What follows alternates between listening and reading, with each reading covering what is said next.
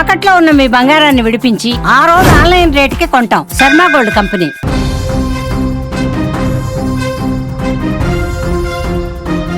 నాంపల్లిలో జరిగిన అగ్ని ప్రమాద ఘటన ఇప్పుడు అందరినీ కలిచివేస్తుంది. ఇంట్లో అన్నదమ్ములు ఆడుకుంటూనే క్రమంలోనే భవనాన్ని అగ్ని కిలలు చుట్టుముట్టాయి.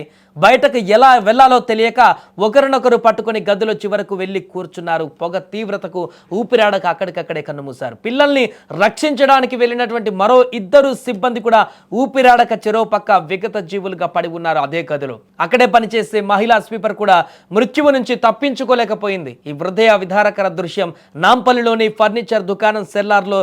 ఆ తర్వాత మంటలు పూర్తిగా కంట్రోల్లోకి వచ్చిన తర్వాత లోపలికి వెళ్ళి చూసినటువంటి రెస్క్యూ సిబ్బందికి కనిపించాయి ఈ భయంకరమైనటువంటి దృశ్యాలు. నల్గొండ జిల్లాకు చెందిన యాదయ్య లక్ష్మీ దంపతులు ఇద్దరు పిల్లలు ప్రణీత్ అఖిల్ తో కలిసి ప్రమాదానికి గురైనటువంటి ఆ ఫర్నిచర్ దుకాణం సెల్లార్ గదిలో వాచ్మెన్ గా పనిచేస్తున్నారు. సుభాన్ నగర్ కు చెందినటువంటి మొహమ్మద్ ఇంతియాజ్ అదే దుకాణంలో సేల్స్ మ్యాన్ గా, సయ్యద్ హబీబ్ ఆటో డ్రైవర్ గా పనిచేస్తున్నాడు. కర్ణాటక బీదర్ కు చెందిన బీనాబీ స్వీపర్ గా పనిచేస్తుంది. ముందు రోజు యాదయ్య కుటుంబం బంధువుల ఇంటికి వెళ్లి రావడంతో ఆలస్యమైంది. దీంతో శనివారం ఉదయం యాదయ్య దంపతులు పిల్లలిద్దరిని కూడా స్కూలుకు పంపకుండా ఇంట్లోనే ఉంచి వారు బయటకు వెళ్లారు పనుల నిమిత్తం. అదే వారు చేసిన తప్పైంది, అదే వారు చేసిన పాపం అయిపోయింది. వారు స్కూలుకు వెళ్ళిన లేట్ అయిపోయింది కదా అని చెప్పేసి స్కూలుకు పంపించలేదు తల్లిదండ్రులు. లేట్ అయినా పర్వాలేదు, మధ్యాహ్నం స్కూల్ అయినా వింటారని చెప్పేసి వాళ్ళు స్కూలుకు పంపిస్తే ఇంత దారుణం జరిగి ఉండేది కాదంటూ కూడా వారు రోదనలు మిన్నంటిపోయాయి ఆ తల్లిదండ్రులై.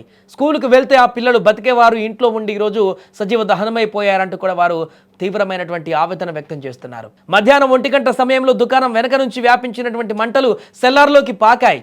2 సెల్లార్ల నిండా కూడా 3 కంటైనర్ల ఫర్నిచరు, రసాయనాల కోసం ఆ డ్రమ్ములు మొత్తం కూడా అల్లు ఉన్నాయి. వాటిని అంటుకొని ప్రమాద తీవ్రత మరింతగా పెరిగింది. క్షణాల్లో మంటలు పొగ పెరగడంతో సెల్లార్లో ఉన్నటువంటి ముగ్గురు కూడా బయటకు రాలేకపోయారు. వారికి దారి కూడా కనపడలేదు. పూర్తిగా పొగలతోటి క్షణాల్లోనే మొత్తం మూసుకుపోయింది అదంతా సెల్లార్ అంతా కూడా.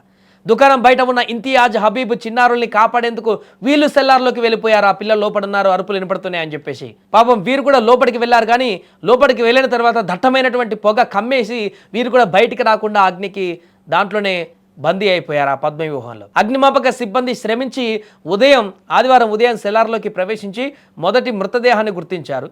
వాచ్మెన్ కుటుంబం ఉంటున్నటువంటి గదిలో నిర్జీవంగా అదే గదిలో పడి ఉన్నటువంటి చిన్నారులు కూడా కనిపించారు. పాపం ఒక స్వీపర్ బీనాబీ అగ్నికి ఆహుతైపోయింది.